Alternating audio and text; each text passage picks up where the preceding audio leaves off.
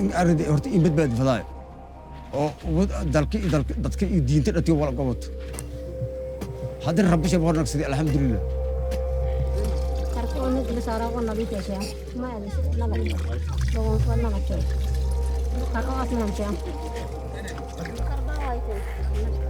Sumaya Isak was hungry for almost all 2 years of her life. Her family fled their farm in search of food, but it was too late. A devastating drought here in Somalia has left half the population without enough to eat. Just this year, at least 500 children have died. in hang ya wa batay u daa hang hadi ruu durdi wa hang ku kale oo barla ilaahay boqorka in adduunka wali tala wali Somalia in arday shacab shee noolay adduunka ka qaydiyo yaalka dhamaadahay. Somalia has been here before. In 2011, 260,000 people starved to death as the country suffered its worst drought on record. Rich countries vowed to invest in making sure Africa could produce its own food. When tens of thousands of children die from the agony of starvation, as in Somalia, that sends us a message we've still got a lot of work to do. It's unacceptable. But now Somalia is in the grips of a new record drought.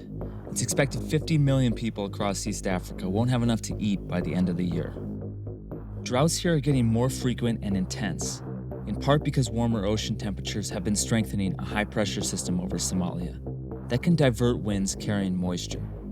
African nations will suffer the effects of climate change the most, even though North America and Europe have emitted 20 times more carbon dioxide than Africa. The United States has sent more than $700 million of aid to Somalia. Europe has sent more than $180 million. But 8 months after it was announced, the UN relief effort is still hundreds of millions of dollars short of what it needs to respond to this drought, let alone future climate disasters. It's the rural areas of Somalia that are getting hit hardest by the drought, but those are also the areas that aid agencies can't get to because of the security situation. For us just to go a few miles out of town, we need a full escort of the Somali National Army. The Somali government doesn't just lack money. It also isn't in control of more than half the country. Those parts are largely in the hands of Al-Shabaab, an insurgency affiliated with Al-Qaeda. And that's despite the US military making Somalia the focus of its war on terror in Africa. Al-Shabaab has made responding to droughts extremely dangerous. Over the last decade, it's killed and kidnapped humanitarians and blocked aid supplies.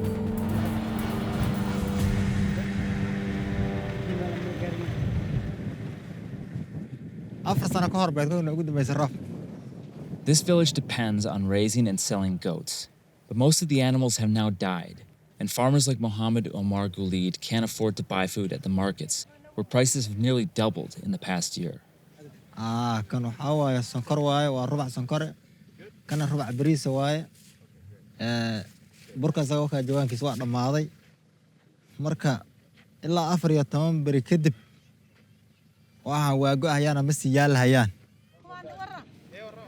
waxaaba suuragal maxay ahayd aan dadkan macluul oo baa suuragal cid hadda caawino ah oo meel maxay wax nooga soo waxaynaysan ma jirto marka noloshana saasay iskaga waxaysan xoolaheena ay kaabisaad iska noqday oo maxay raashin siin bay noqdeen. More than 3 million livestock have already died as farmers head into the 5th straight rainy season without enough water. arkaysa ariga raqadis xoolaha dhan saanay noqdeen wax kale nolol ah ka jirta male wixii hadda socdana saana kale ku socdaan. How bad is this drought compared to droughts you've seen in the past? abaartana soo marto oo adkeyd way wax anaga waxaas waxaan iraanaa waa lagu sasa camal wax ka xun ma jiraan. Farmers don't have time to recover from a drought before the next one hits. Many are forced to give up. After the drought started, the crops failed, then the livestock died, then they didn't have any milk for the children, and some of the children died. and then they decided to come here to this camp to seek food. This is what people on the brink of starvation look like. This is how a famine starts. More than 1 million people have had to leave their homes since the beginning of last year. Bilal Salad Ibrahim is now one of them. Kaajaniga soo wada. Afar cunugaan haystee wiilii gabar waa iga dhintee. Kaaja iga dish. Wadada intaan koob as walaal isiiya ayaan ilmaha siisanay. Bilal brought her 2 surviving grandchildren more than 100 miles from al-Shabaab territory to this aid camp near the Ethiopian border. Meel as dad jooga oo wax liiga sii aan la soo aaday. How far have you come? Waxaan soo soconay 10 habeen oo lug safarka waa ku soo dhafaadnay ruwaygii libaaxana muslimkan ku carreynay dadka intaan le warnala qabtay ilaahay baa meeshaana keenay. But even those who make it this far find new problems. Camps are overflowing, there's not enough food, and emergency medical care is stretched to its limits. This small health center cares for infants who are critically malnourished. It has 17 beds, but it's now admitting 150 children a month.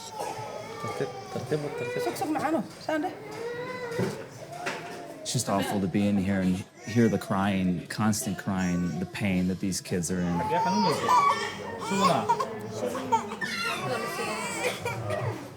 Dr. Shoaib Ali comes from the hospital next door to treat these kids for the effects of severe malnutrition, including diarrhea, vomiting, and measles. xaaladoodan aad u liidato intooda badan markaa in lala socdo si dhow loola socdo markaas hadda asagoo fiican laga yaabaa saacad ka bacdi qofka xaaladiisa inay bedesho. When you were studying to become a doctor, did you ever think you'd see something like this crisis?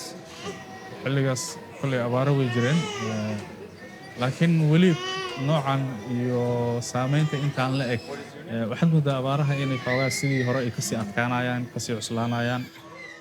Are there long-term problems that children can have when they're teenagers or even adults because of the fact that they suffered malnutrition as a child? ku yeelan karta waxay tahay markii uu korayo qofkii in uu u ekaado sidii qof meeshii laga rabo 15 jir uu egyahay laakiin qofkii cunug 8 sano.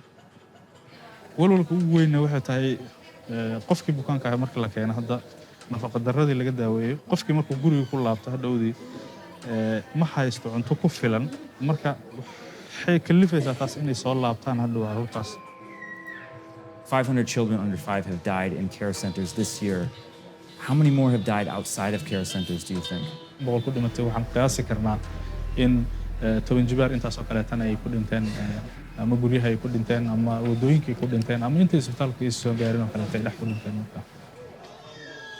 Somalia's crisis has escalated this year because of a conflict thousands of miles away.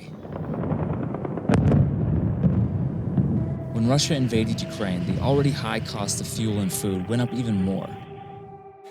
And tens of billions of dollars of US and European foreign aid were redirected toward the crisis there.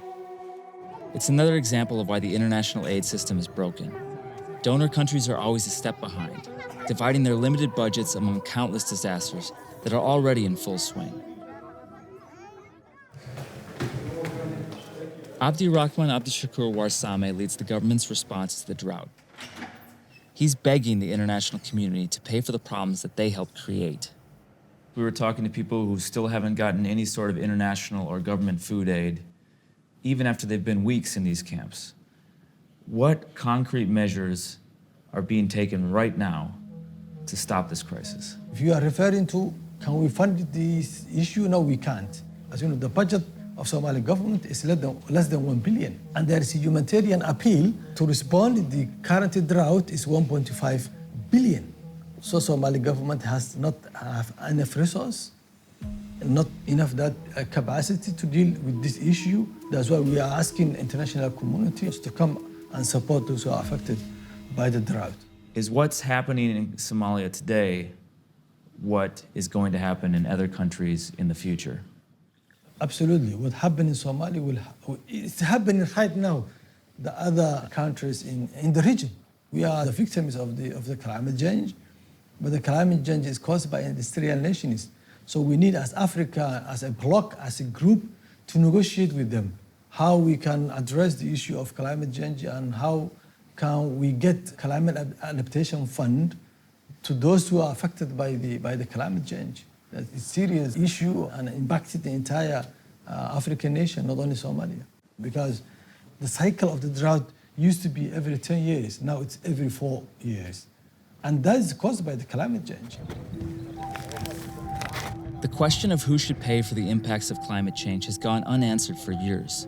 The world's highest emitting countries promised to spend $100 billion a year by 2020 to help more vulnerable countries like Somalia adapt to extreme weather.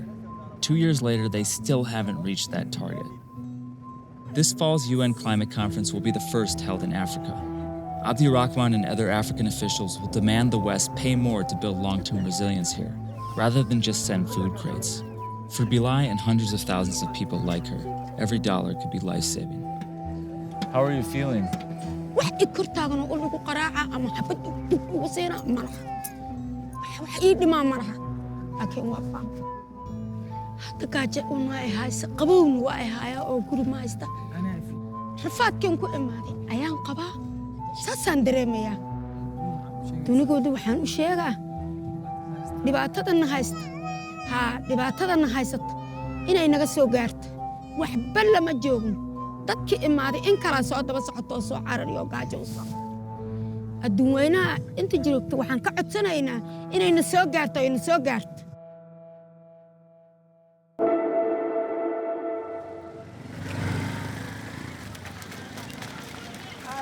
When you talk about climate change now, as humanitarian agencies, we need now to start talking about resilience. Abdirashid Omar Jambukila runs an NGO that tries to prevent people from having to leave their homes in the first place. Efforts the international community often loses sight of in the rush to respond to the latest crisis. Most people who go to the camps can't go back to their farms. They don't have a reason to go back home. Assets are gone, livestock are gone. So the concentration camps becomes their main livelihood, their main survival. As much as we are doing support at the IDP camps, concentration camps, we need to have another view of what can we do within the villages. How much does it cost to support someone in a camp as opposed to while they're still in their home?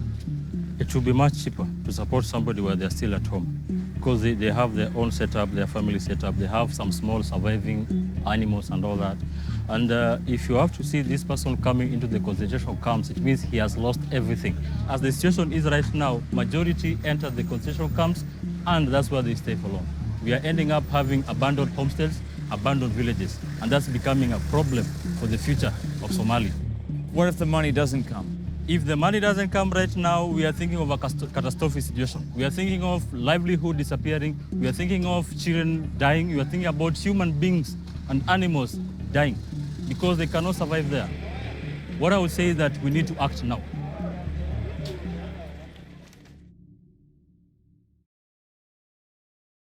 I'm Michael Learmonth, editor-in-chief of Vice News. Too often, traditional news outlets shy away from the real stories and experiences of those living through global conflicts. Not Vice News. Our reporters are on the ground, fearlessly covering the human stories that shape our world. You and millions of others can continue to read, watch, and listen to Vice News for free.